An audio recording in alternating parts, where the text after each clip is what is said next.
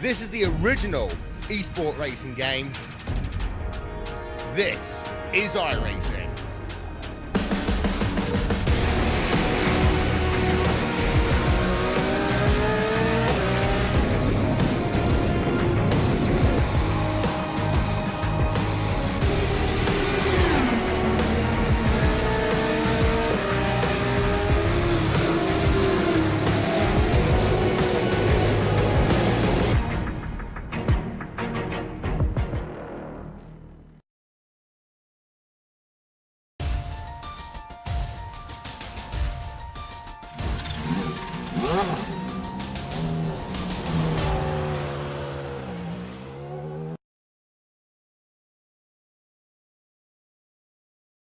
The Nissan and the Audi are cars that require courage and precision.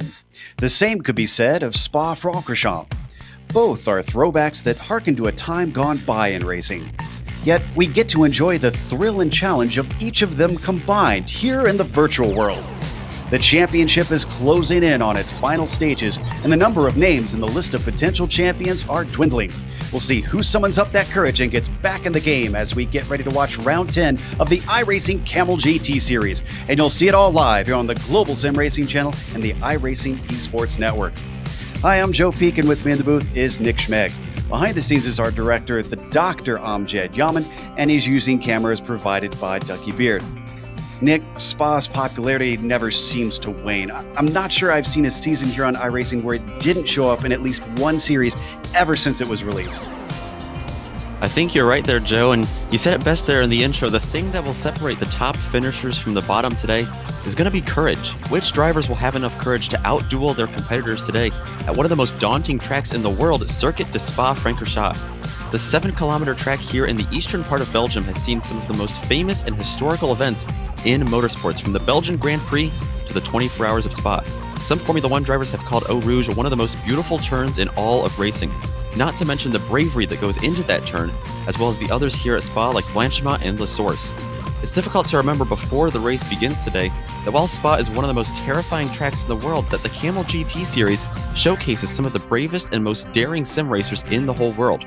Before the drivers finish qualifying and grid up, let's take a look at the 19 turns the drivers are up against today as you join us down on the track for the GSRC lap guide.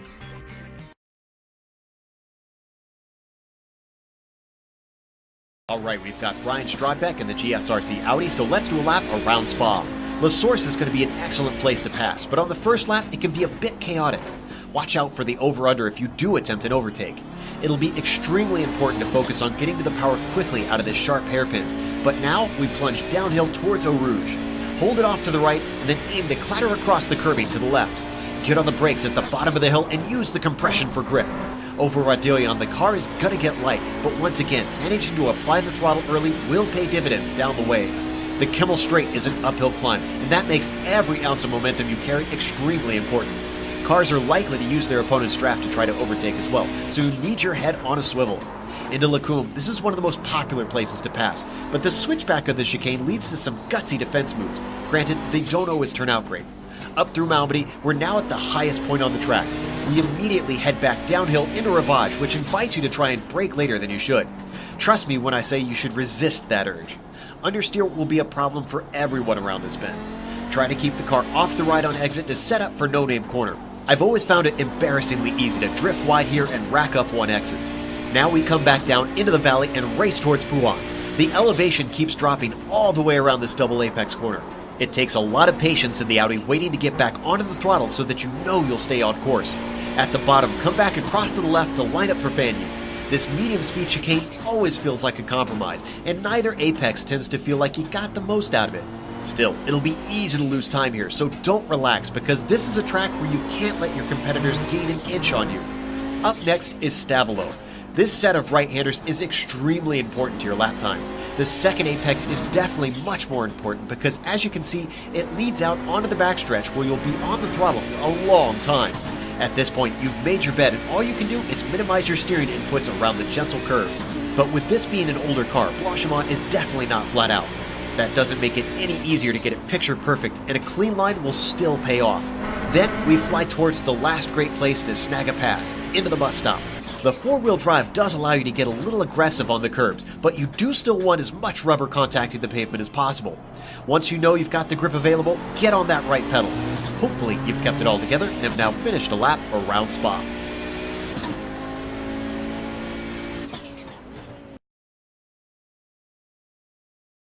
You see a lap around Spa-Francorchamps. It takes a while in those Audis for them to clock them in.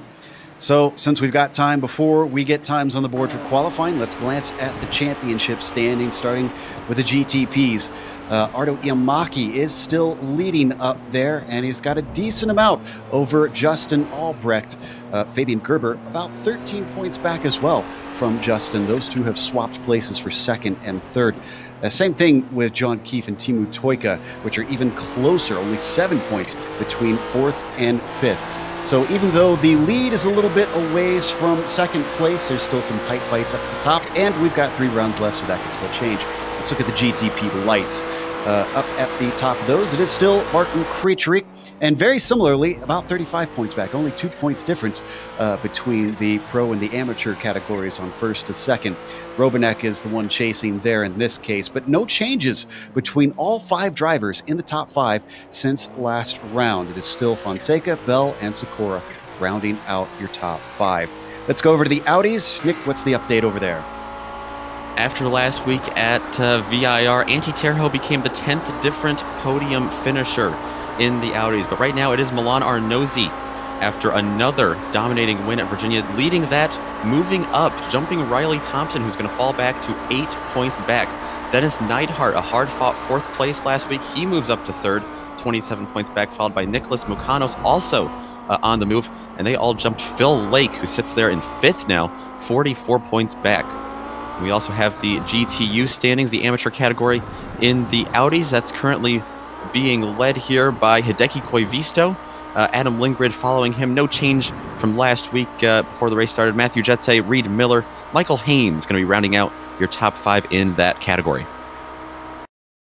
And of course, if you've never watched one of these races before, well, this one's going to be a little bit different today.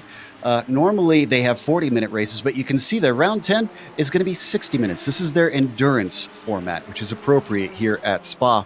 That means you can expect 1 pit stop for fuel during this race from both classes. The setups are still open, though, which will be important to try and get them handling just right around these fast, sweeping corners.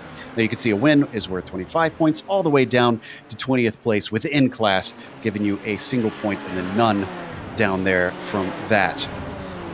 If you've been watching this season, you've been seeing it on the iRacing Esports Network. We highly encourage you, if you haven't yet, to subscribe to IESN. Not only can you find vintage racing such as the Kamel series here, but also all sorts of official racing here on iRacing, as well as private leagues and the World Championship, one of which just started this week. Tuesday, we saw the Peak Series over at Daytona. That was a good one all the way down to the end. And, well, we expect that this is going to be a challenge for drivers, and one of the challenges that you might experience if you are a vehicle inspector, well, if you do independent vehicle inspection, there's a lot to keep track of. Whether it's an old school pile of paper documents or a computer full of spreadsheets, it can get overwhelming. But we have great news for you. Inspectoride is the fastest way to conduct your vehicle inspections and create reports. You can save time, eliminate paper, keep better inspection records, and simplify your life, all from your iPhone, iPad, or Android phone or tablet. You can find out more about this useful app at inspectoride.com/iRacing, where you can even download a free trial to find out if Inspectoride is right for you. So check it out. Once again, that address is inspectoride.com/iRacing. We're starting to get some drivers with their first lap in and starting in on their second. Up at the top of the Nissans, Fabian Gerber leading the way, which is typical. He's usually the one challenging Iamaki, but we've got Joni Hagner back and Antti Terho. It's a couple of Finns, it looks like, duking it out for the top of the Audis there, Nick. Yeah, we have quite the packed house here today at Spa. It's great to see a lot of the big names returning after a couple of weeks off, and a lot of the newer guys we always love seeing in here, but great to have Joni Hagner back as well. He's sitting on top of the board. No surprise by half a second right now over Antti Terho, who raced last week and had to fight hard despite having that black stripe. with his resume, had to fight hard just to get a podium. Absolutely. We've seen that it's not just that these drivers are specialists, but they're just darn good drivers. Terho, the black stripe, returns to see if he can get the top spot this time. And right now, Joni Hagner's beating him to the pole at least. Martin Krejcik, our leader in the AM Championship for the prototype, sits 9th overall. He's been having a fairly good season himself. So he's about halfway through what looks like his second lap. Yes, indeed, his first one, a 2:04.3. He gets bumped down to 10th as someone goes faster than him. Looks like we've got Caden Bean coming back from the Lotus 49s to try another old school car here in the Kamel series. Radar Anderson as well finds himself in 8th in that class. What it is close for 4th place in the GTO. Riley Thompson and Rob Olenek separated by 4 1,000ths of a second. And then they've got Ove Trangrade, another 9,000ths of a second back, sitting there in 6th. I think it is going to be a hard-fought battle to find their way onto the podium. Yeah, these Audis are going to be really interesting to see. How many times have we brought up that name, Riley Thompson, this year? 6 podiums out of all the races so far this year, and hasn't been able to find the top step at the podium yet. Hasn't been able to find the win. Is Spa going to be his week? Is this the time when he's going to be able to utilize that backstretch draft here and make some moves and get up there? I don't know. We're going to have to see. It's going to be a very hard-fought battle in the Audis. Indeed, and the battle for the pole has finished. The checkered flag is out, so let's go through your starting grid. Fabian Gerber, as we mentioned, put it up on top with a 2:01.7. Aru Yamaki following him about 3/10 back. That's a pretty big gap. Philly Rolla will be on row 2 in 3rd place with Timu Toika next to him in P4. Then it's Justin Albrecht starting in 5th today with Tobias Gerber, the brother of Fabian, back there in 6th. Caden Bean starts in 7th, followed by John Keefe in 8th. Radar Anderson will be P9, and top 10 is rounded out by Stephen Warkup. Martin Krejcik got shoved down further since we looked at him in qualifying. He'll be starting 11th. Fabian Jungbluth will be behind him in 12th. Then it's Clayton McLeod in 13th position with Heitor Sintez Galindo in 14th, Carlos Fonseca in 15th, and Hideki Koivisto 16th. A lot of drivers didn't get lap times in. Alan McCain, Ryan Lang, Tony Hayes, Chris Howard, and Lucas Silva down there in the Nissans. Let's go to the Audis. It is, like you said, Joni Hagner on the pole in the Audis, going to be followed by Antti Terho, right to his outside, 0.6 of a second exactly. A big gap there from 1st to 2nd. 3rd place going to go to Nicholas Mukanos, followed by Riley Thompson and Rob Olenek rounding out that top 5. Ove Trangrade, John Malia, Dennis Neidhart, Reed Miller in the 23, and Lori Montevara in the 18. That will round out your top 10 in the Audis. They're going to be followed by Franco Scurry, Adam Lindgren, Sergey Serbin in the 26 car, Corey Fonseca going to be starting 35th overall, Florian Nadel and Juan Lopez in the 36 car, and then the 3 Audis with no qualifying times today. Starting at the rear are going to be J.W. Miller, Fabrizio Rafa, and Michael Haynes. Big field out here today. We're looking at 37 cars, I believe it is, in the end. They get going behind the roof. Pace car going to be a rolling start. I was wrong at the end of the race last week. I said that they would be starting in the endurance format. This is the GP pits that they're doing. So La Source will in fact be the first corner, and that can cause problems, even though it is a rolling start. Hopefully everybody will manage to get through safely. So the pace car is going to peel off pretty soon here. They're already heading up towards the bus stop, that final chicane. They're going to be led by Fabian Gerber up there on the pole. Can Iamaki take yet another win? They have now been freed. It is under control of Fabian Gerber, and he does not wait at all. Green flag is out here for round 10 in the Kamel GT Series. He gets a fantastic jump over the likes of Artem Iamaki. They're spreading out a little bit, but the accordion back together down into La Source. A little bit of 3 wide. Most of the cars managing to get through, not seeing any contact, and I think they're through safe. Let's go to the Audis. Very clean start back here in the Audis. Joni Hagner jumped the gun. He's going to be followed by Antti Terho and Nicholas Mukanos. Everyone got through the source pretty cleanly, it looks like. as they come through that now. And so far, so good back here in the GTOs. Already, the GTPs are coming up to Lacombe, and it's a battle for the lead. Fabian Gerber has to hold off Arto Iamaki, and Timo Toika finds himself battling on the podium, but can't quite squeeze through either. So your order in the GTP class is Gerber, Iamaki, Toika, Rolla, and Albrecht for your top 5, all starting to split themselves from the rest of the pack. The battle right now in the Audis to look at is going to be for P4. Riley Thompson chasing Rob Olenek, and Rob Olenek just got around him as they head into Lacombe, and it's going to be very interesting to see that draft from the backstretch here going to play a huge part in the Audi race today. Certainly expect a few trains to start to form in these blocky cars, but up at the front, I'm noticing that Terho and Hagner are starting to stretch a little bit of a gap on the rest of the cars. There you can see it on screen. Now, they aren't close to one another, but that could have an effect if they can get away. We've got an incident in the GTPs, Caden Bean falling down the order all the way to the back of the field. This looks like something happened in Fanyes. Looks like he might have just locked it up, getting in there. Oh, we blew an engine. Yeah. We're going to see a puff of smoke. And that's the end of the day for the New Yorker. What a very short race. Disappointing. Definitely a heartbreaker there for Caden Bean coming over from the Lotus series this morning. There we can hear it from on board. Just a big bluey, and then he's done. Meanwhile, battle for the lead in the GTPs. Open it up once again. Iamaki's got a great run coming off of La Source. Fabian Gerber has no answer, but they hit Eau Rouge. Is there enough draft that he can use it to get back at him? He doesn't need it. He carries a lot of speed off of Radillion. He's going to try and get the spot back before one lap is even through behind them. Giving watch from the popcorn position. Timo Toika seeing if maybe he can use something out of this. Better on the brakes. Fabian Gerber gets up to the front. He is back into the lead.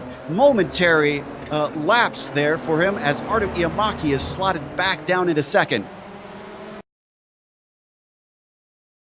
How about that move there? We're going to see that a lot in the Nissans as well today.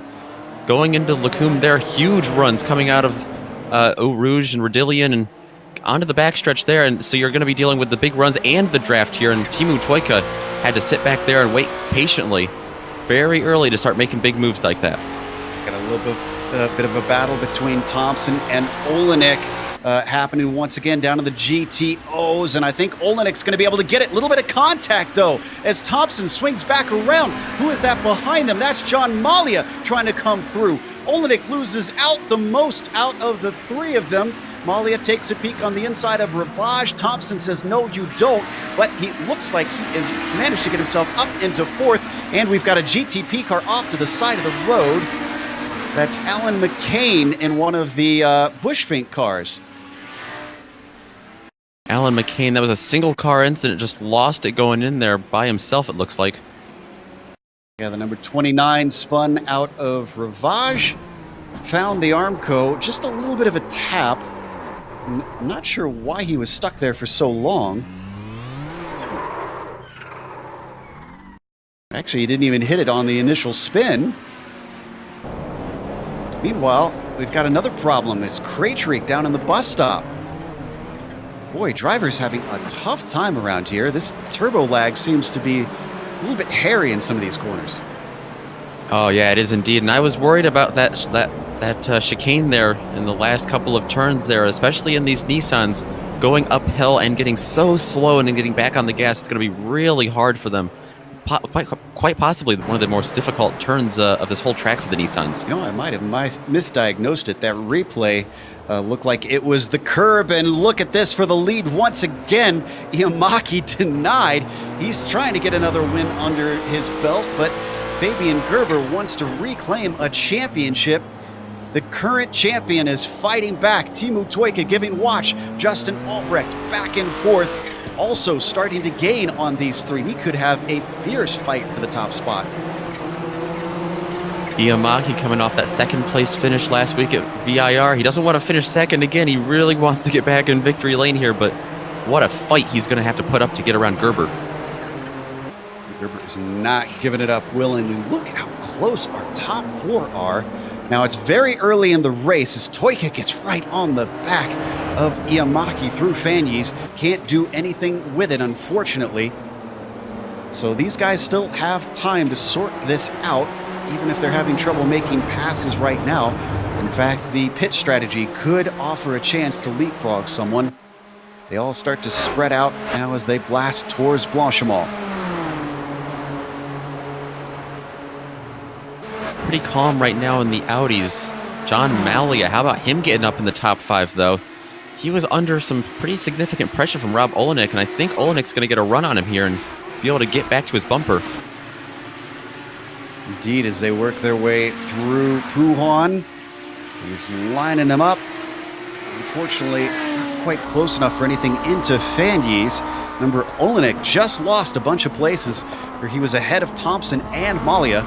He's managed to dispose of Neidhart, but Malia is proving a tough nut to crack.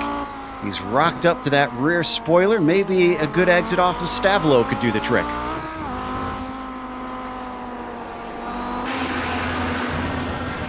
Gets himself a decent run. Track weaves back and forth. Speed picking up, slipstream getting bigger in these cars, but can he withstand the wake? Heading through Blanchimont. It's looking pretty good. Oh, a little wide for both cars. Down into the bus stop. Not sure if he's going to have a chance, but he's very deep on the brakes. Here comes Olenek down to the inside of the first apex, and I think he's got that one done. Olenek, the New Englander, getting around Malia, the New Yorker, there in the chicane and back on the power very quickly. He's going to be chasing Riley Thompson now for that next position. Almost made it look easy. So John Malia has got to certainly work on his brake marker there down into that final chicane. Meanwhile, we've been having some back and forth between John Keefe and Villy Rolla. This is for 5th place in GTP. Rolla and he have swapped positions, I think twice at least now, since we've checked in. And you can see he's very much giving chase on the Hoosier. As they come out through Stavlo, we look through the 007 cam, back on the fin. This is definitely a highly contested position. Back and forth they went that last lap, like you said, twice at least. And Ruola trying to get that spot back now from John Keefe. He's got to run, but we've seen this is just such a hairy part of the track to be making moves. He's going to cross them over here, go back to the inside. Tried to duke him out, and as they get down to the apex, a little bit of curb keeps Rolla from getting back on the power. Switch back, maybe. He gets the run off the corner. They're coming up to La Source.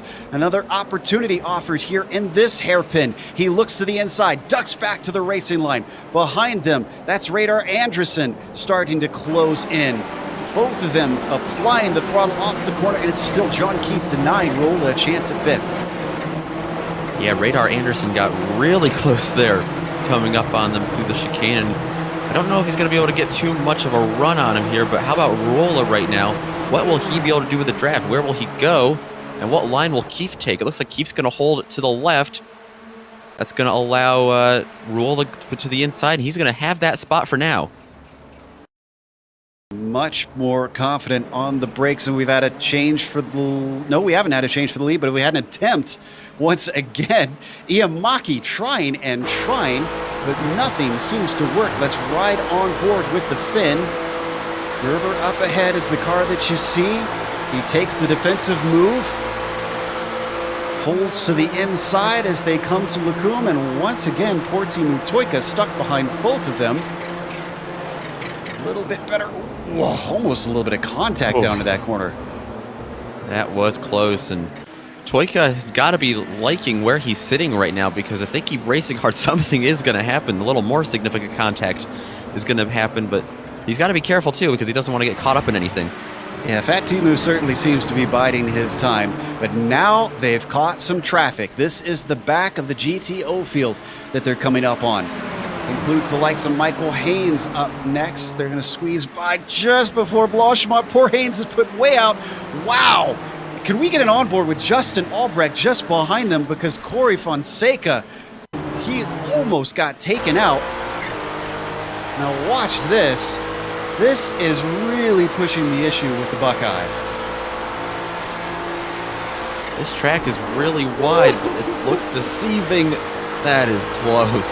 Oh my goodness. I think Fonseca was not expecting that because you saw how not much at all. that Albrecht climbed up onto the curb, but both of them made it through. There's only so many times you can get away with that. 10 minutes into this race, and we've already had our hearts in our throats a number of times. All right, Ardo Iamaki comes onto the Kamel straight. This is where he's been strong before. I'm starting to wonder, maybe Iamaki has a little bit lower downforce as he pokes his nose to the inside once again. Quite possibly, that might be definitely helping him on the straightaway and in the draft to get around him, but he can't seem to quite get the runs in that third sector of the course. And I was just saying there, this track through that third sector seems really wide, but at the same time, you really don't want to be side by side through there. There's just no grip besides the single line of the groove here. On board with Toika, watching the two of them. This must be something with Bushfink that I'm seeing. Come back, Will something? I'm not sure. Williams? It's an inside joke I'm hearing. Whoa, as things get tight with another one of our Audis, and that's finally going to allow Ardo Iamaki to get up to the lead. Keeps his momentum up, working his way around Florian Needle. Let's watch this replay. Gerber just having to check up, not expecting which way he's gonna pick. And almost the same thing happened to Iamaki there, but he uses it to better effect. So your positions now, Iamaki leading, Gerber second, Toika still sitting back in third. All very close together, but Gerber's coming back at him out of Blanchimont.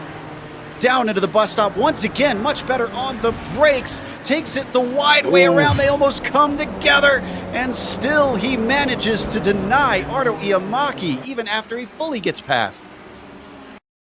And we're only 13 minutes into this race. These guys are battling like it's the last lap, every lap, and this has allowed Justin Albrecht to really close that gap and join this battle up here.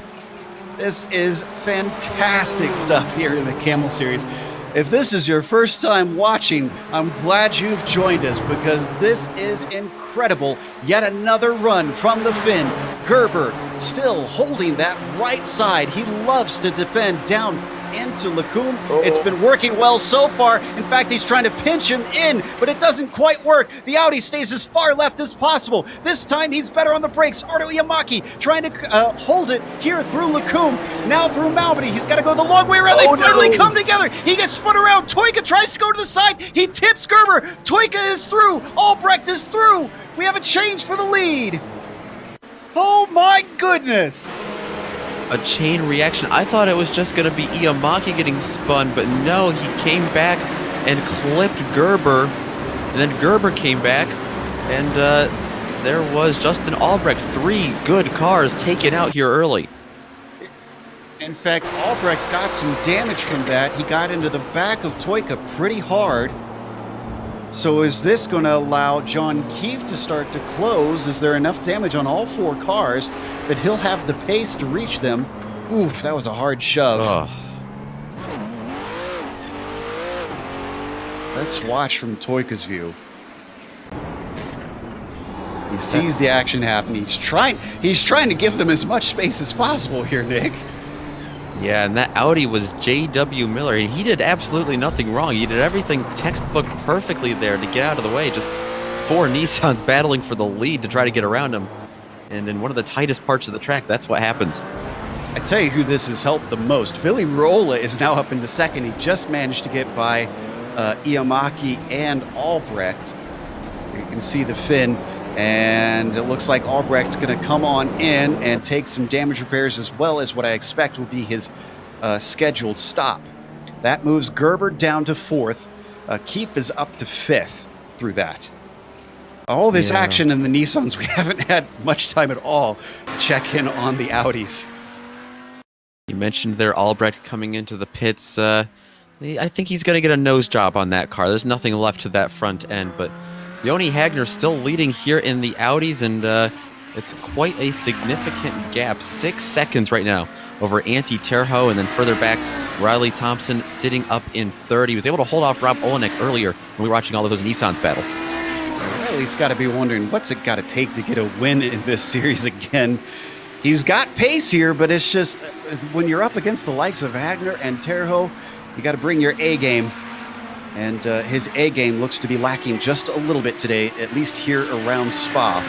Closest fight that we've really got in the Audis is behind them. It's Olenek, who still hasn't run down Thompson ever since he got past, but he's ahead of his teammate now. Nick Mukanos is behind him in 5th. P7 in the Audi is also good. Dennis Neidhart holding off Ove Trangerade right now. Oh, and we've got a pass for second place in the GTPs. Ardo Iamaki just overtook Ruola and moved himself back up. So despite being spun around, he's recovered. His car doesn't seem too damaged based on the pace that he's got. Yeah, not at all. I don't think he's too damaged at all. Just maybe a little bit on that quarter panel when he got tipped there, but I don't see anything other than that. Riding on board of the Finn here on the replay. Makes it look easy past the white car of Ruola. Ruola's trying to come back at him right now, though. It's Finn versus Finn. Actually, it's all Finns on the podium right now because Toika's leading. Only John Keefe could potentially interrupt this. He's sitting back and forth, not too far behind. Here you can see him on screen, the red and white car in the background.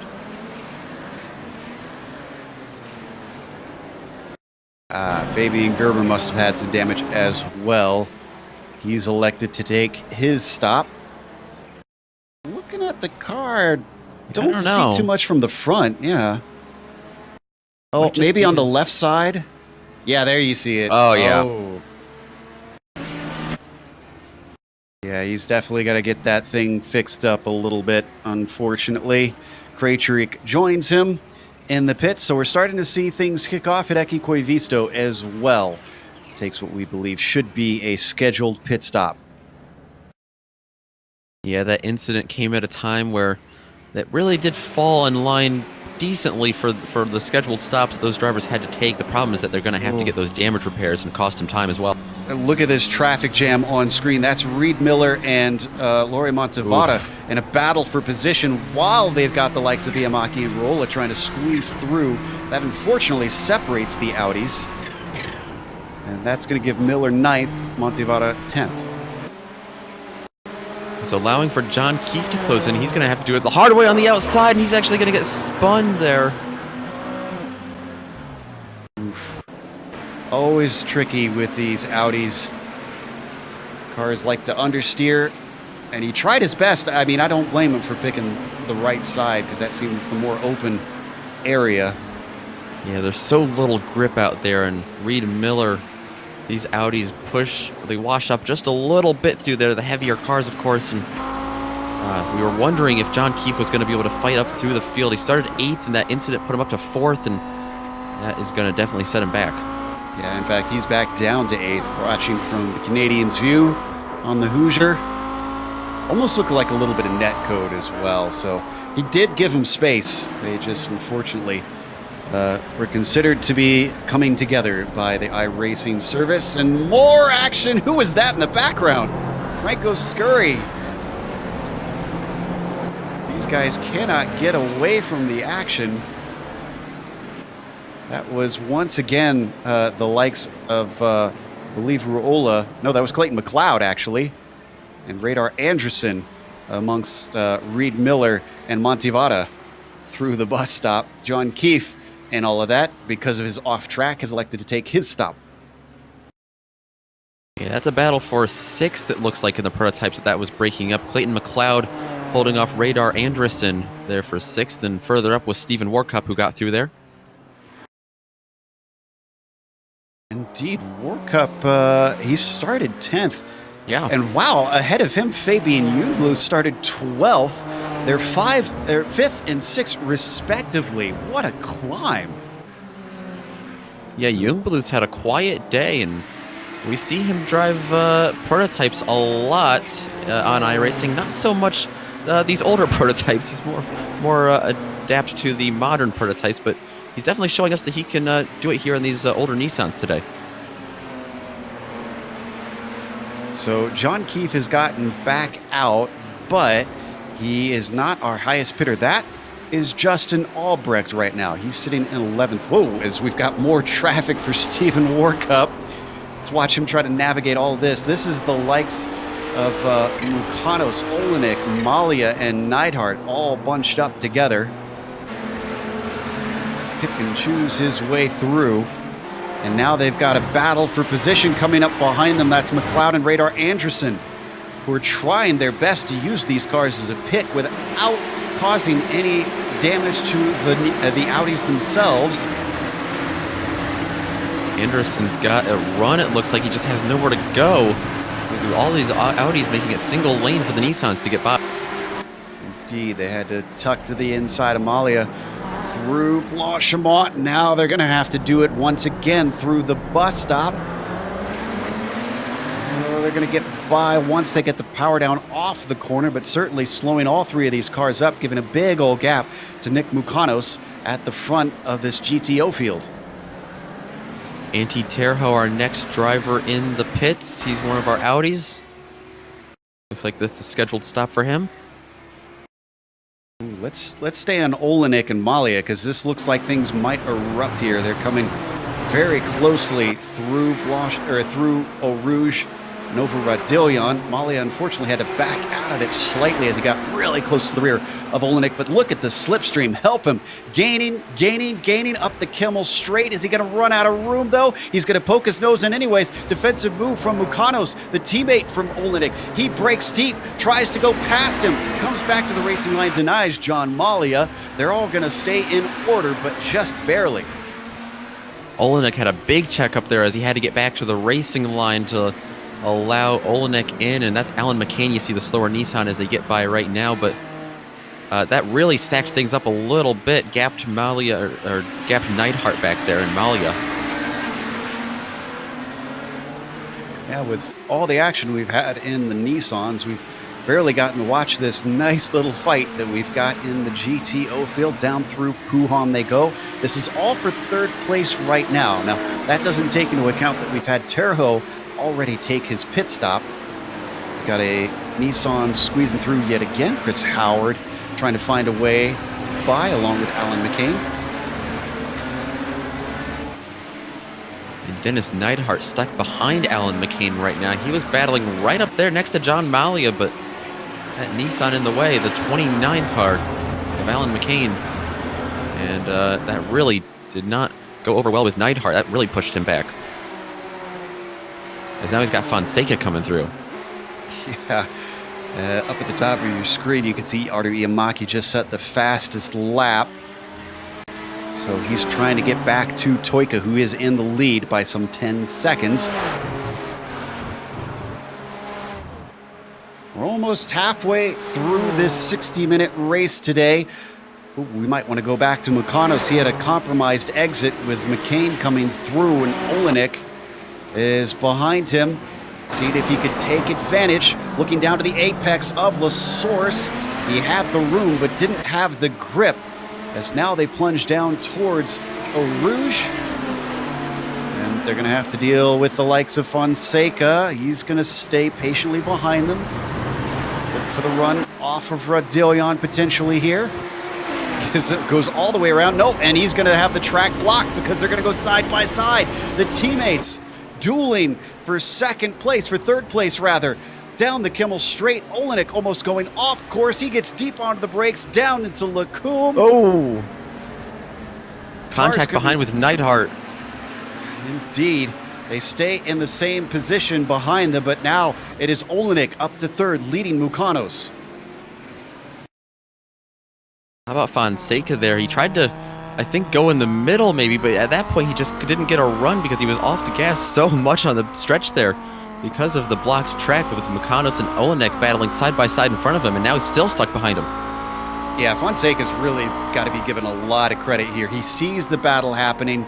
He knows that he's going to compromise them. He's trying his best to be as polite as possible. Now he's finally through. He did an amazing job with that, but boy, it cost him a lot of time on the track.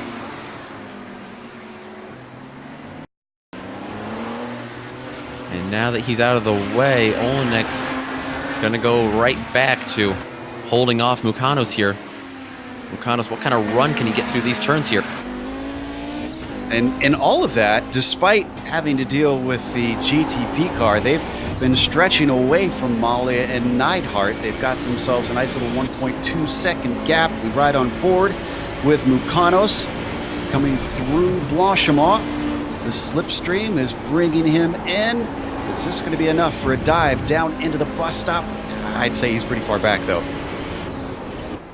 Yeah, just a little bit too far back there. He got a good run at the last second, but not enough, not nearly enough. As they go through the chicane now and back onto the front stretch, and looks like Olenek got down the power a lot better there than Mukanos. He's going to stretch away a little bit heading into the source. Yeah, Olenek probably a little bit upset about losing positions earlier on in this race. And this podium probably won't stay with him, as Terho should take the spot back. Still 33 minutes left to go on the clock. So what is Mukanos going to do up and over the hill of Radillion? Decent run. But is this close enough? I don't know. He's starting to gain a little bit, but I think he's going to run out of track.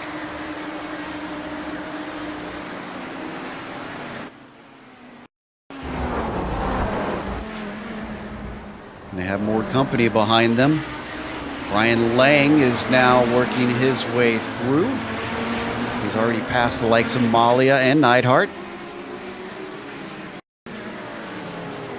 Don't forget these guys up here, Olenek and Mukanos, teammates as well, so I really don't expect them to be pushing the envelope too much right now. Just trying to work together, I think, and break away from these guys behind them. I almost think they're having too much fun to worry about that. And just as he said, Ryan Lang going to come up here and play with him. John Keefe following him. Ryan Lang going to gap him right now. Keefe comes through as well. Oh, and a little bit of a crossover as they're going to duck back down to the inside. This will compromise Olenek a little bit, at least on the first apex, but you can see Mukanos can't do anything with it himself. As they get through, both battles for position can continue. As this has happened, Ardo Iamaki takes his scheduled stop from second place. He has indeed. Iamaki is in. He's our next pitter in the Nissans. Is up on the jacks, just got down, and he should be away. On screen, you saw the pass for position. Keefe moves into the top 10, past the likes of Ryan Lang. Already, Iamaki is out back on track. He returns in P7. He was about 8 seconds to 9 seconds behind Toika when he took his stop. Looks like Olenek is going to come in. His teammate does not, so split strategy over there.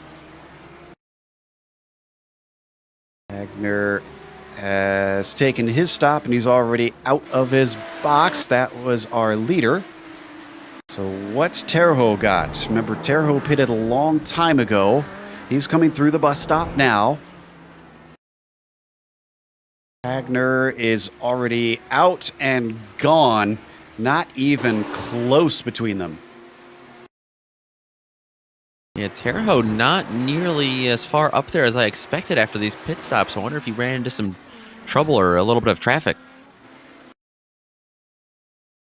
Looks like he might have a little bit of front end damage, so I wouldn't be surprised if he did get into someone.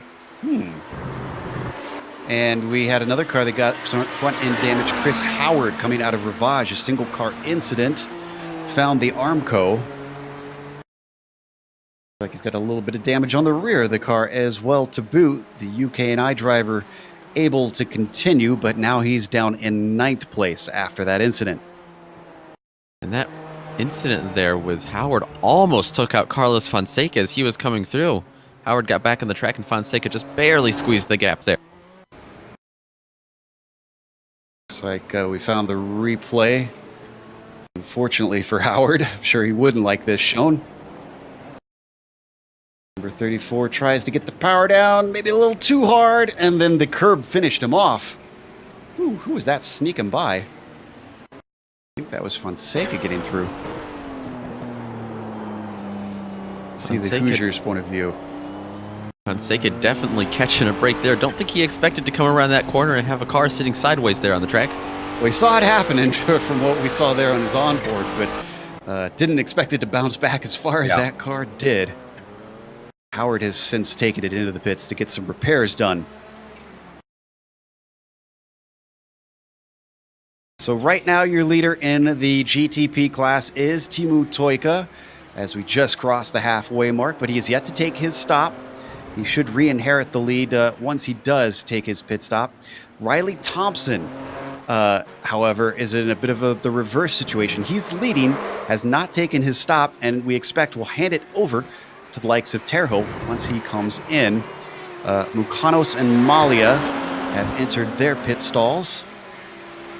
Wait, was that a damaged car that Thompson just went by? That was Ryan Lang. Some heavy damage in the back end. Oh, he just came up through Eau Rouge and really binned it. Watch him on board. This has got to be scary in these cars. Oh, the curb once again.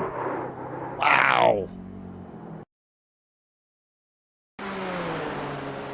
Absolutely whomped the tire barrier.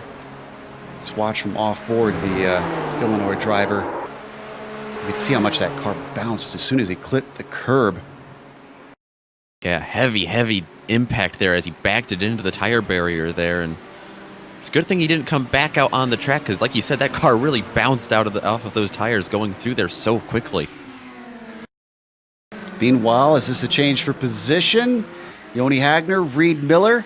Yoni's got his pit stop done. Reed does not, and I don't think he fought him too hard down through Rivage. Indeed, he let him have the inside line and let him go. A couple more of our GTP class taking stops. Radar Anderson, Fabian Jungbluth also in. And out, at least for Jungbluth. Anderson still stationary.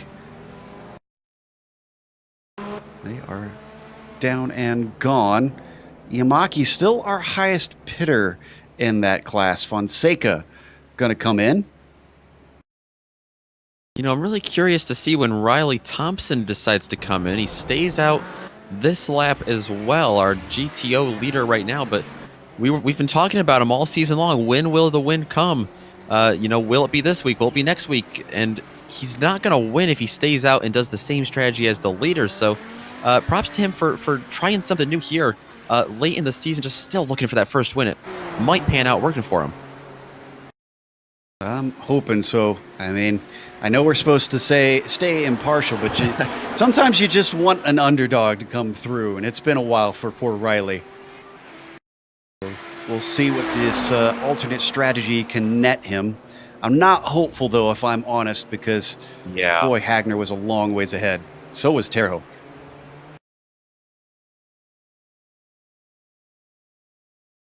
Should only, I believe, get maybe about 10 more minutes on that fuel tank. Then Thompson should have to pit. I believe it was Thompson who, at the other 60-minute race this year at Detroit, that was a race that we thought many people would have to make pit stops at, and some people ended up outlasting that entire race. Thompson was one of those who was in a great position that day, but he made the mistake of coming into the pits and cost him a potential win that day. So definitely trying to rebound from that fuel strategy race to this one. Adam Lindgren in a little bit of a fight. He's got Antti Terho. It's never comforting when you see a Finn with a black stripe on his bumper coming up behind you. And again, Lindgren has not pit. Terho has. But unlike what we saw before with Hagner, looks like Lindgren isn't interested in handing it over so easily. He does not back off. He stays to the racing line. Denies Terho the opportunity through Rivage and No Name.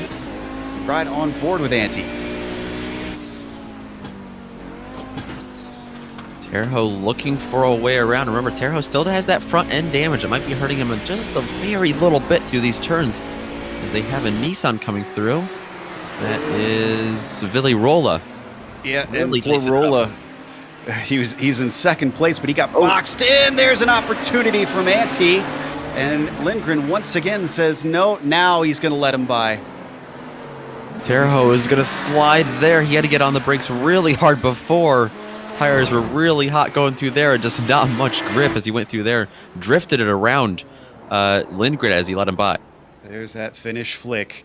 Teammate to Lindgren, Riley Thompson, comes in, takes his scheduled stop, finally hands over the lead, but not to Hagner. It's Lori Montevada who stays out one more lap. Now Hagner goes by. Oh, but Hagner's way wide. Hagner is, boy, he's in another town. He completely missed the apex there. Yeah, that was hard driving by Hagner. Just a little bit of a miscalculation, I think. He's been a couple of weeks since he's showed up in this series, so it might just be a little bit of rusty there.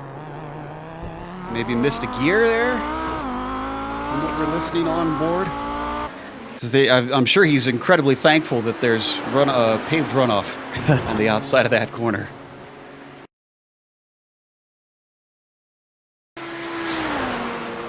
Oh, did Thompson jump Terho? Oh, boy. How did this happen? Not by much. It's about 2 seconds between them. Maybe is that maybe the time that Terho got caught up behind Lindgren? It's possible. I didn't think that would cost him that much. Didn't either. Terho thought, I thought it would cost him a little bit, but still be able to keep the lead. But Thompson looks like just a perfect pit stop. And this strategy might play out for him a little bit better than we had anticipated. Well, this could move Thompson up into second position, but once again, a bridesmaid if he's able to hold on to it. All depends on what kind of pace he can keep compared to Terho.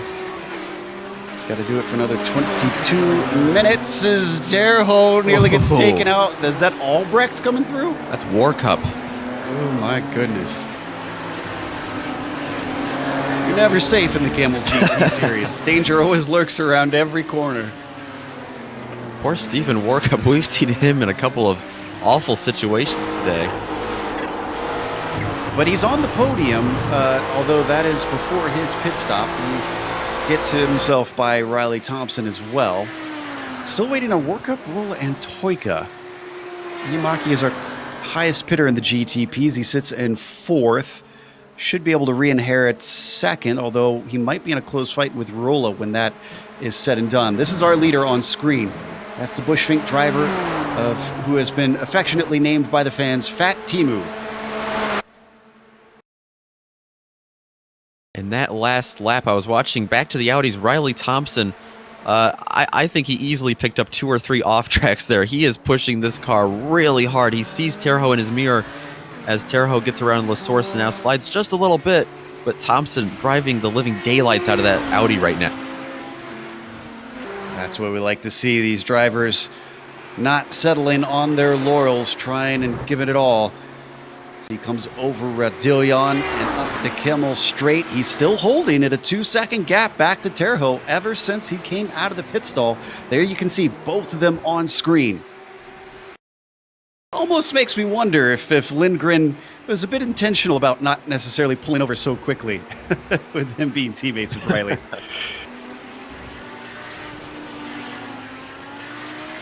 So when are we going to see the last of the drivers pit?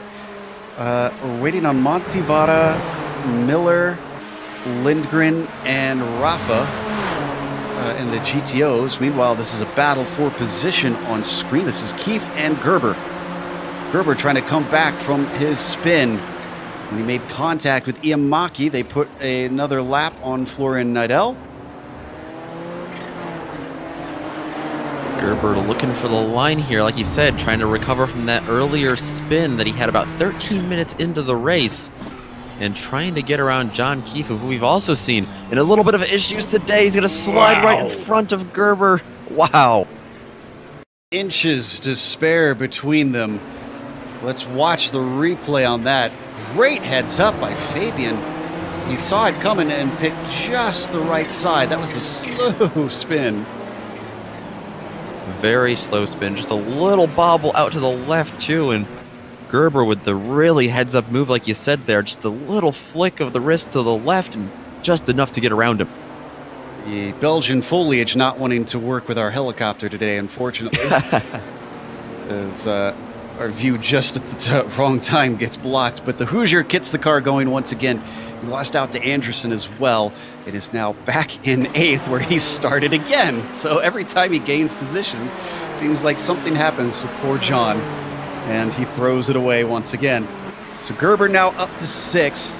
Next on his list is going to be Jungbluth. Not too far ahead, we should say, so that is doable.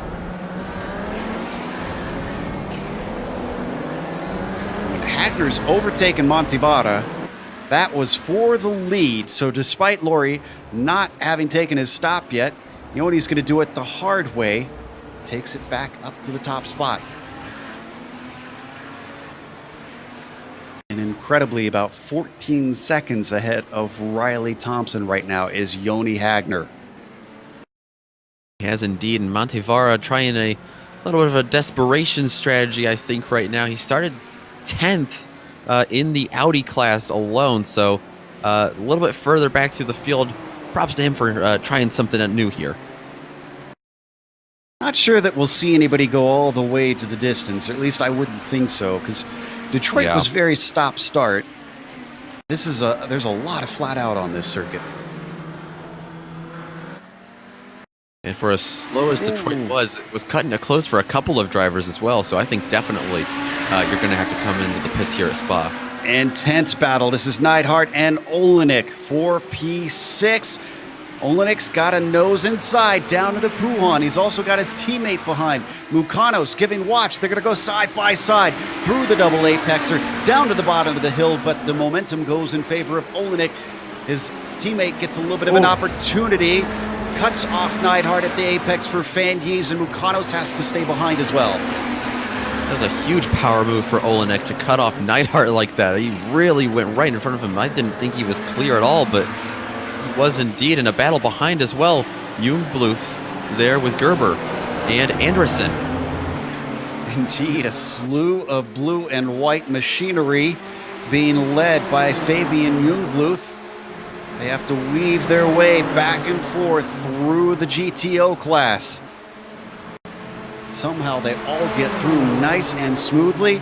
Here comes the likes of Gerber, hard on the brakes, down to the inside as they almost make contact. He loses the grip, and he gives away a position instead of taking one. That goes to Anderson, who's looking for 2 for 1. He's got the inside, down to La Source. Fabian Jungbluth not able to block him off. Apex going to Anderson, and that allows him to slip into P5. Gerber and Jungbluth dealing with each other, and they did not have Radar Anderson on their radar today, as he came out of nowhere there to take those spots. That's not over yet. Look at this, a great run onto the Kimmel straight. Jungbluth going to try to come back at him. No defensive move from Anderson. Stays to the outside. Good on the brakes for Fabian Jungbluth. He gets it back after just one corner behind. Don't forget, Fabian Gerber still hungry to recover from his earlier problems. Meanwhile, that battle that we were watching before, Olenek, Neidhart, Mukanos, still fiercely at it. Neidhart trying to take it back from Olenek down into Ravage. Looks around the outside. He's denied with a defensive move from Rob. And they're going to stay in order. Rob in 5th, Neidhart in 6th, and Mukanos 7th. We've seen Olenek the last couple of laps really be defensive over Neidhart, and Mukanos, I'm sure, would love to, for the sake of their teamwork, get around Neidhart as well and trap him back there. Riding on board Mukanos. Seeing if he can maybe take a dive down into Fanyes, but he's not quite close enough.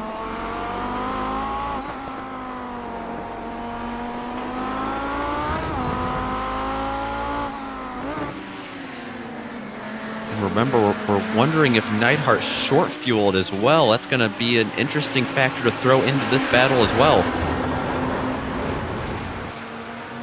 Oh, and who is that we just saw? Alan McCain, another single-car incident for him today. But right now, Olenek pulling away from this battle just a little bit. Neidhart did not have a great lap that time. And he is still under pretty significant pressure from Mukanos behind him as they go through the chicane. A little bobble out of Neidhart. He's going to get back with it, though. And just nothing that Mukanos can do back there for that position. So Neidhart, the only one of these three that had sub 20 seconds in his pit stall. Did he put enough fuel in? They've now overtaken Lori Montevada, who's finally taken his stop. And that's going to bump them up. Olenik's now in 4th, Neidhart 5th, and Mukanos 6th. And I just mentioned not a great lap previously for Neidhart. I wonder if there is any fuel conservation going on with Neidhart right now. Might be why he's backing off a little bit in those later parts of the track. Or if he's just, right now, it does not look like there's any fuel conservation. As he sits in the draft, it's getting really close here. He almost made it 3 wide there with the Nissan. That was Clayton McLeod. Still attempts around the outside, maybe an over-under to try to carry the speed deep for Rob Olenek. Almost goes off the track behind them. Don't forget, that's Martin Krejcik trying to peek his way through. He's going to get one of them down into Ravage, but not two. Stays patiently sandwiched between the Audis. Not much of a run, down to No Name. That was close there indeed. Neidhart did not want to give Krejcik any room. Neidhart wanted to stay right with Olenek there through there. But now they're going to get gapped. And in the back of Olenek goes Krejcik. Spins himself around. He gets the worst out of all 4 of those cars. Martin Krejcik both with damage and lost time. He didn't damage the back of Olenek here. Let's see. I didn't see any, but certainly gave himself a little bit. That definitely is going to help Olenek a little bit, I think, because Neidhart and Mukanos checked up heavily for that. And there's quite the gap in between them now. You can see Krejcik able to get the car going. Oh, and is Warcup? Oh no, Warcup just took his first stop, and he comes back out in 4th. Oh, but look at this. This is 4th position. That's Anderson right behind him. Oh, and is this our leader in the GTOs that they're trying to go by? Yes, indeed it was. That slows up the likes of Warcup. So up to the outside, here comes Anderson. A battle behind them as well for position. Gerber manages to overtake Jungbluth, and Anderson manages to overtake Warcup at the same time. Man. And that's going to bring all 4 of them together, all in a fight for P4. I can report that our leader, Teemu Toika, finally takes his stop. So where is this going to put Iamaki? Is Iamaki closed enough during these pit stop cycles? Right now, Iamaki weaving his way towards the chicane. He is further back than I anticipated, but I'll be interested to see where he comes out. Toika's still stationary. We're looking at anywhere between 15 and 18 seconds stops. Ooh, his was a very short one. Toika, 12 seconds in his pit stall. Where's Iamaki? Iamaki is not even close. I think if that had been a normal stop, though, Ardo might have been with him. Let's see what the gap is going to look like here. Maybe not. It's still, I'm seeing about 9 seconds.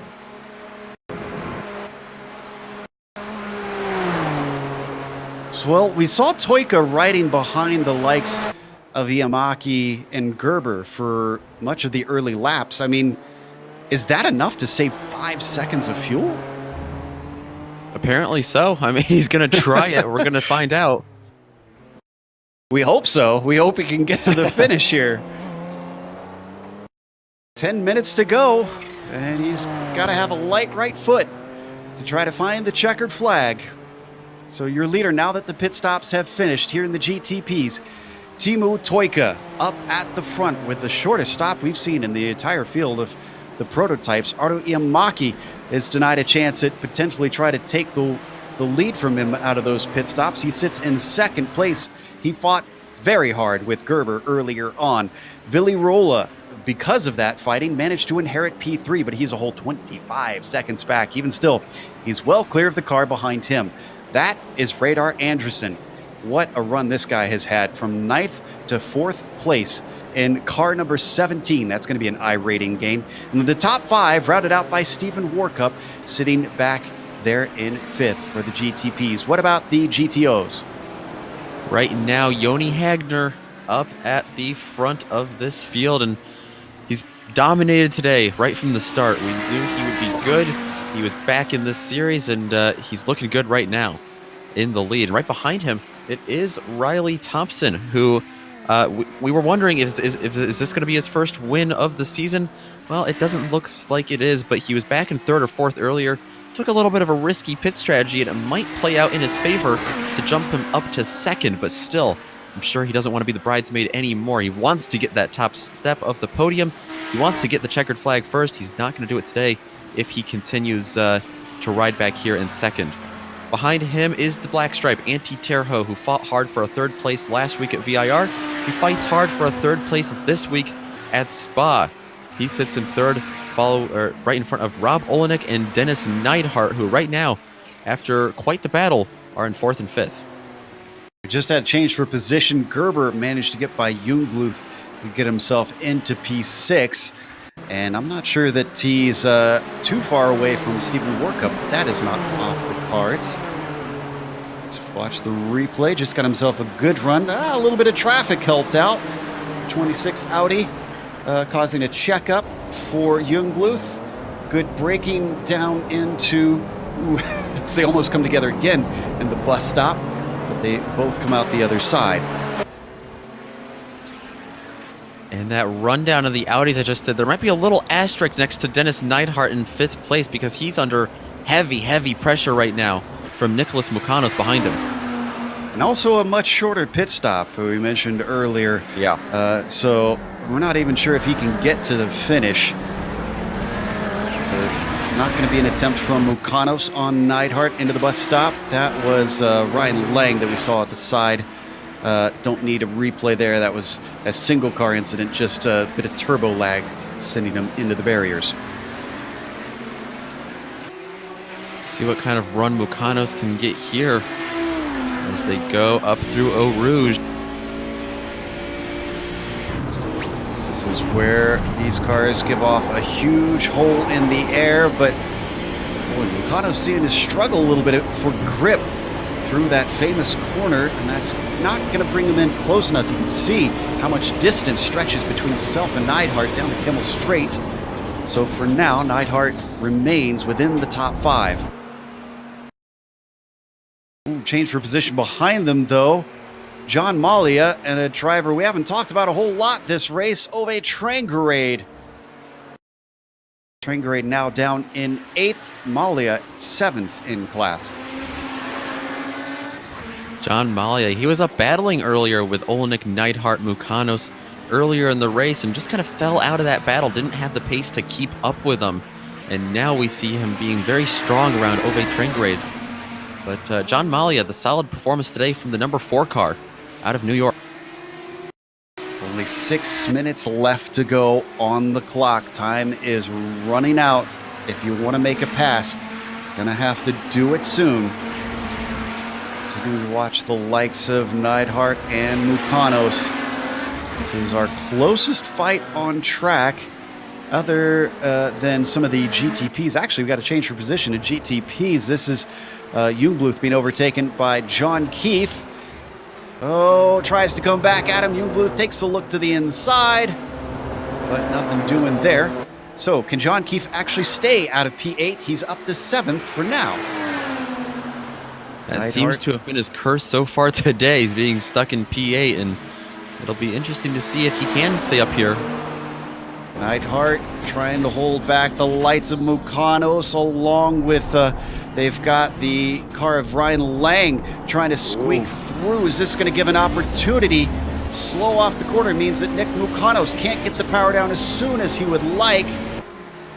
But Lang might get in the way of Neidhart coming through the source. Not quite. A beautiful over-under, and in fact, he's going to out-accelerate him very easy. Lang comes back through now that the extra power underneath the Nissan gives him back the spot, but look at the gap that has put between Mukanos and Neidhart. for that 5th place. Might be a little bit late race drama here in the prototype division. The gap with the leaders is falling. Now, that is a big gap, but it is falling indeed. Toyka holding off Iamaki right now. It is down to 6.5 seconds. I repeat, if you're just joining us, 12 seconds in his pit stall for Toyka, 17 for Iamaki. Toyka is the one leading. Iamaki is the one chasing. Is that gap coming down due to fuel saving? I definitely think it might be. Toyka might be glancing at his fuel calculator every lap, and his right foot might be getting lighter and lighter indeed. Well, the good news for Toyka is that he's managed to increase the gap slightly. Iamaki has gone from 6 seconds back to 7.5. I think that was helped a little bit by traffic. Indeed, you can see Toyka going by some battles here. Not just Neidhart and Mukanos, but that's Howard and Koivisto fighting for 11th. I don't think they're done fighting. That was quite the push from Howard there. Yeah, Howard really wants to bump himself up. He gets to run off the corner, but he takes completely off the track to try and make it work. And unfortunately, there's no grip on the AstroTurf. Doing absolutely everything he can here. And Koivisto's got to be looking in his mirror, having no clue what to expect from Howard right now. They go into the chicane. Howard takes the left side.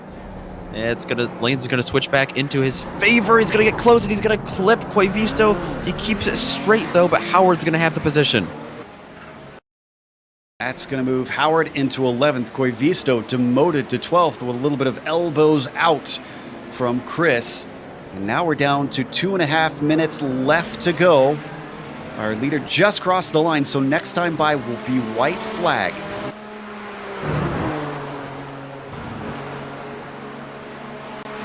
In that battle between Neidhart and Mukanos, because that one always keeps bringing us back, and it's still Neidhart ahead. They're up and over Radillion, a little bit wide for both of them. What can Mukanos do? Not a lot from here, as he's still finding himself struggling to get the power down. He's got the perfect gap to him right now, Mukanos does, because if you can get up out of Radillion with that gap and get a big run on him, that might be the perfect gap to time that pass perfectly. The problem is that he's just not able to do that. He's not able to get the power down for whatever reason right now, and Neidhart able to hold that position.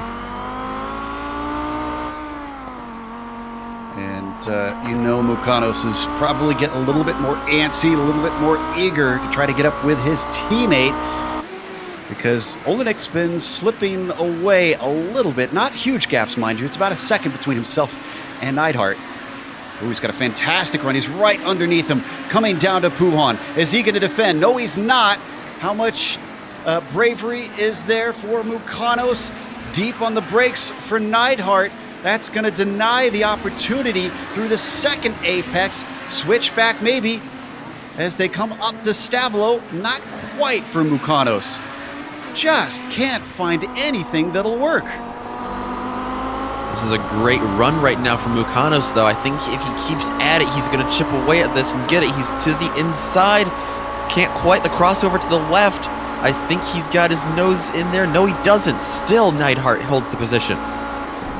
Wasn't willing to risk the car, because I think they're going to get one more lap. Down to the bus stop, poking his nose to the apex a little bit. White flag starting to wave in this battle for P5. Don't worry, we'll take you over to the leader when it gets to be time. I'm keeping an eye on each. Neidhart once again looking to apply the power nice and smooth for that four-wheel drive. Coming down the hill towards Eau Rouge is exactly where Mukanos wants to be strong, to be able to tuck right underneath the rear spoiler of Dennis Neidhart, but yet again, he just doesn't have the oomph.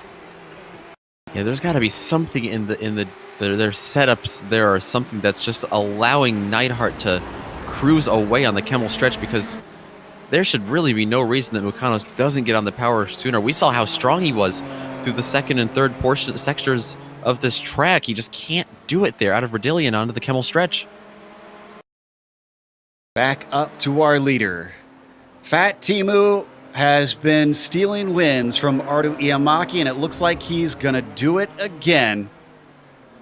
Number 5, a whole 5.5 seconds back from our leader. Artu definitely was looking at a potential victory, but tangling with his rival Fabian Gerber has cost him dearly here today. He probably could have romped away with it if he had not come together with him. Through Blanchimont now, only left to go through the bus stop chicane. Timu Toika in round 10 here at Spa-Francorchamps is going to take the victory. If I'm correct, I believe that's his 3rd of the season. It is indeed. We get a full lap of Joni Hagner because he finished right directly ahead of him. I believe we missed. Did we miss the pass between It Mukanos was and not Neidhart? a successful pass. There was an incident involving them both. Mukanos got to the left side of him, and Neidhart was not letting him by. They both went into the tire barrier, and Neidhart was able to cruise away after that. Watching the replay now. This is a peculiar incident here. Oh, he tried to come back to the racing line and thought he was clear. Almost backed into him. Let's watch from Mukanos' view. Neidhart was just pushing hard there, not going to give him any room there at all. And he definitely didn't, especially when they were backing up as well. Well, this is our leader over in the GTO class. The Glacier TV racing driver had the pole position. He ran away at the drop of the green. And then really, other than Terho maybe being somewhat close to him for a couple laps, he was unfazed, and he's going to put a little bit of style on his final lap. A little bit of chatter post-race between Mukanos and Neidhart. Mukanos sounding not too upset, but maybe a little irritated about the incident. Long race and a long, hard race. Definitely can't blame Mukanos for being a little upset after that one. All of these drivers working so hard for every position, and that was just the battle for P5. Absolutely. They don't care what position it's for. They want to try and get as many as possible. Especially this man, Joni Hagner, in the number 2 Audi GTO, takes the victory in the Audi class here today at Spa.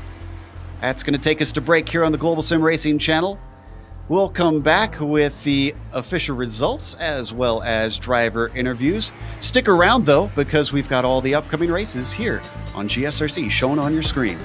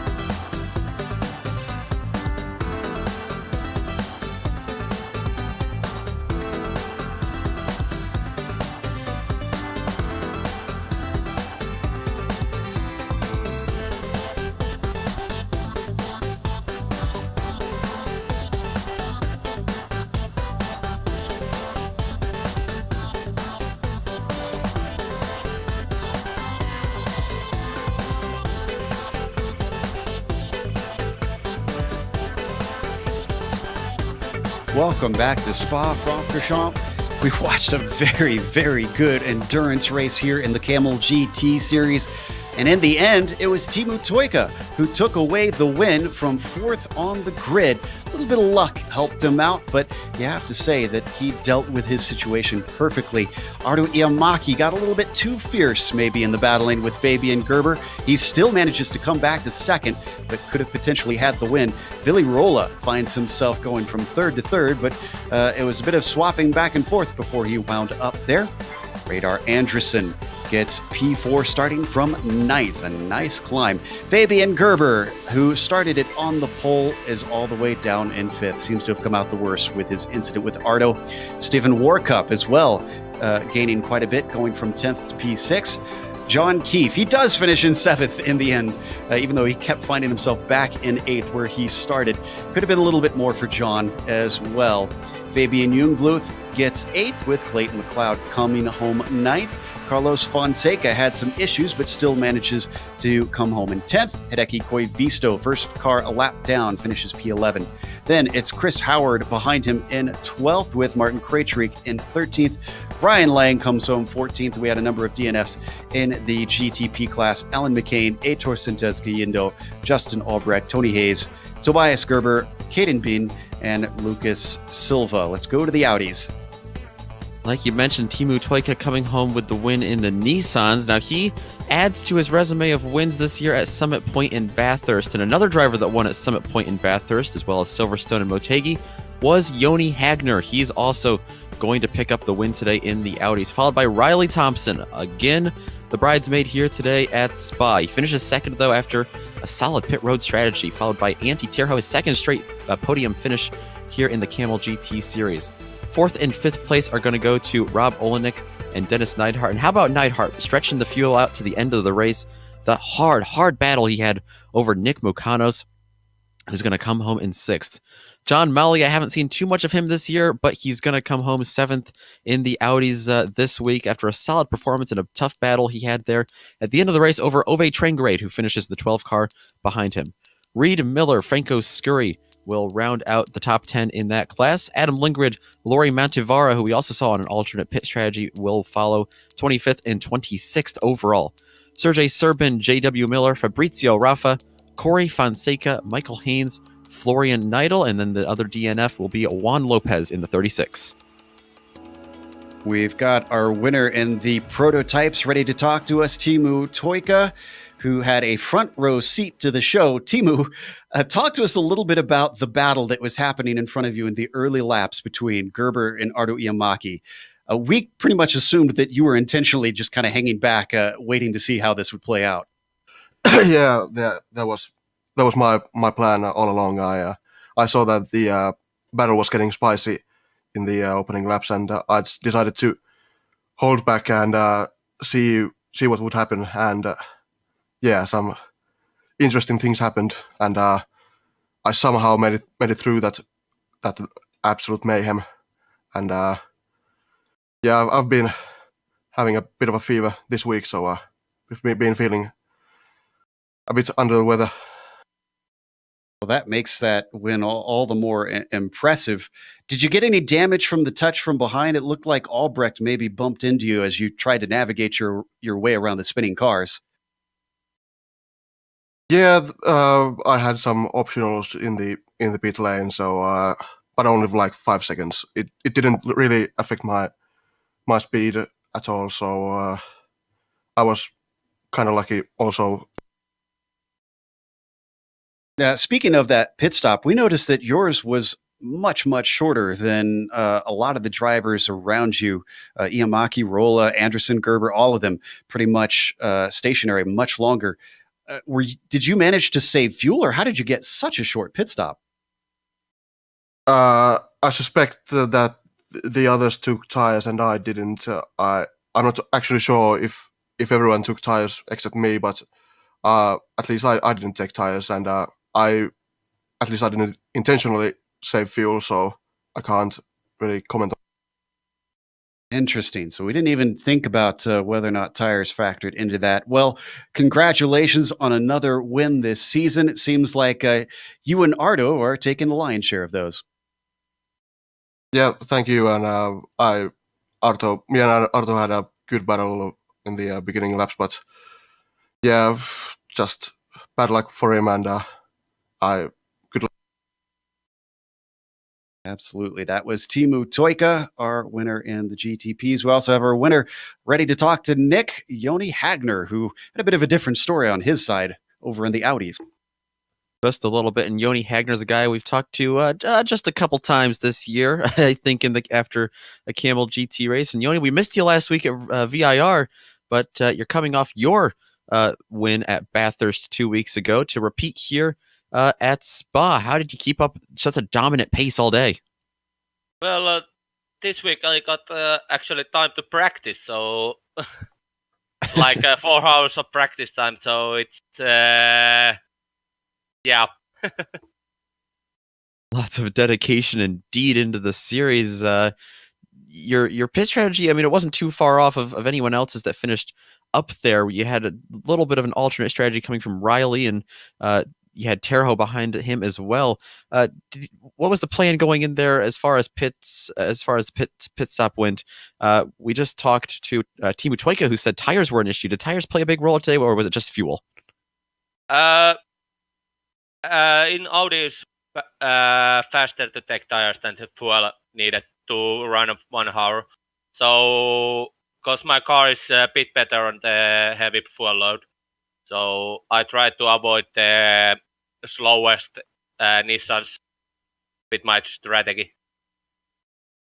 And you had traffic to deal with as well, and you seem to have very few issues. It looked like with traffic today, everyone was cursing the drivers behind you. You looked like you got out of the traffic pretty easily. Was that a handful today at Spa? Really single groove track kind of to deal with all that traffic with the Nissans? Actually, it's a really good multi-class track with these cars because Nissan is much faster in the corners, and here is a lot of fast corners, so they are easy to let pass and be passed. All right. Well, that's Yoni Hagner picking up his 5th win today. Should we expect to see you next week at Barber, I believe we're at? Maybe. I don't know yet. All right. It's going to be a good race indeed, but that's Yoni Hagner there, your winner in the Audi GTO class today. His 5th win of the season, continuing his dominant run. Joe, I believe you have caught up to another Audi driver. Yes, one still looking for his first win this season, unfortunately, but still a well-earned second place. Before we get to that, let's talk about the pit stops, Riley. Were you surprised that you jumped anti-Terho? Because we did not expect that at all. Yeah, honestly, with how far apart we pitted, I was just running my own laps and didn't even realize. I forgot that we were even that close, and I thought, if anything, he would end up jumping me. Now, it's been a bit of an odd season for you. Usually you snag a win here or there. We've just finished round 10. You're still yet to get that first win. What do you mainly attribute it to? Is it just been a chaotic season? Has the talent level gone up? What's the deal? I think in general, it's just a mix. There's a bunch of fast guys that are running the season, and every once in a while, some more show up. So, and then honestly, I don't even mind. I'm being consistent, I feel like, and it seems to work out. Yeah, your consistency is astonishing this season. Next round is going to be a bit of a unique track. Doesn't show up on as many schedules. Barber Motorsports Park. How do you fare your chances there? Honestly, I think it should be pretty good. Love the track, love the flow of it. So, I think it should be a good race again. All right. Well, we hope to see you in a week's time. And again, congratulations on another podium. Thank you. Was Riley Thompson. One last interview. We've got another Audi driver, Adam Lindgren, ready to talk to Nick. Yes, Adam Lindgren coming home P11 today in the Audis. Not the day you probably wanted to have there, trying to break into the top 10. And we were talking to a couple of the drivers that finished further up that didn't have to deal with traffic too much, but the traffic seemed to be hitting hard back in the mid-pack where you were. How was that today? Yeah, traffic was pretty brutal. Some of the GTPs, they'd take the inside at corners where we're already on the edge, and so you just end up running wide and picking up a lot of X's. But, it wasn't all that bad, and most of the time they were respectful even when making those passes. They didn't stick it in where they didn't want to. But yeah, it wasn't, the traffic was not the end of the world, but it definitely hampered speed a lot. Definitely did. Made for some very interesting moments of the race for sure, and some of the tighter portions of the track. But finishing back there in the mid pack in Audis was not only did we have traffic today, it was also a 60-minute race. Was the fuel strategy and the pit strategy a big concern for you today? Not really. After the first couple laps, I realized I had a 5-second gap ahead of me, and I thought to myself, well, if I don't catch anybody that's slowing me up, I'm going to go full distance on the fuel. And that's what I did, and I actually ended up jumping Franco Scurry in the pits, but then I had an off track later that let him by me. So the going long on the fuel strategy definitely worked out for me. So I'm actually proud of that. You should be indeed. It was a hard-fought race back there, and you're still looking for your first podium of the year. Do you think next week at Barber, is that going to present an opportunity for you, or is that a track you don't care too much for? It's a little bit unusual for the Kamel GT series to go there, but how are you feeling going down there to Alabama next? Well, I have 3 categories of tracks in my head. I have ones that I'm fast at, ones that I need to keep pace at, and ones I need to survive at. And Barber is a survival track for me. It is going to be interesting to say the least. You had a great run today. Hopefully you can survive next week like you did today as we see you down there in Birmingham. Thank you. All right. That is Adam Lindgren there finishing P11 today in the Audis. Joe? Yeah, and although I agree with him that it's probably going to be a survival track, I have to admit Barber is one of my favorites, not just to race on, but also to call races for because of the chaos that it tends to throw up. Before we get there, we've got to close up today, though, and we want to thank a few people, starting off with the iRacing Esports Network. Of course, thanks to them for bringing us on for the season and giving you all this awesome action on the official iRacing Sports channel. Of course, we encourage you to subscribe. All you got to do is click that big red button in the corner that says subscribe, and you can get this in your feed, as well as many other series every day of the week. We also want to thank Inspector Ride once again. If you want to check them out, they have a free trial download, and that is at inspectorride.com/iRacing. So go give them a look, especially if you do any sort of car inspection that's with large amounts or small amounts, doesn't matter. It is incredibly useful to help simplify your life. Big thank you goes out to the companies that provide the software and hardware for our broadcast. You can see them listed here on your screen. And additional thanks go out to Eric Ekholm and June Lalonde, who provide our wonderful music. See the screen for how to get a hold of more of their great work. Thanks to the team today, Nick, Amjed, and Dougie. If you'd like to find out more about GSRC, including upcoming races, you can find it at globalsimracingchannel.com. You can also check us out on social media. We're on Twitter at GSR Channel, Facebook at Global Sim Racing Channel, and Instagram at GSRC_Graham. If you head on over to GSRC's YouTube page, we also have a subscribe button that we would love to see you hit so that you don't miss a moment on our channel. The next race, as we mentioned, we're going to Alabama. That'll be at Barber Motorsports Park, Saturday, February 23rd at noon Eastern. We have upcoming races for other series listed on the screen, so check those out and mark them down on your calendar. But until next time, race clean, race hard. We'll see you on the track.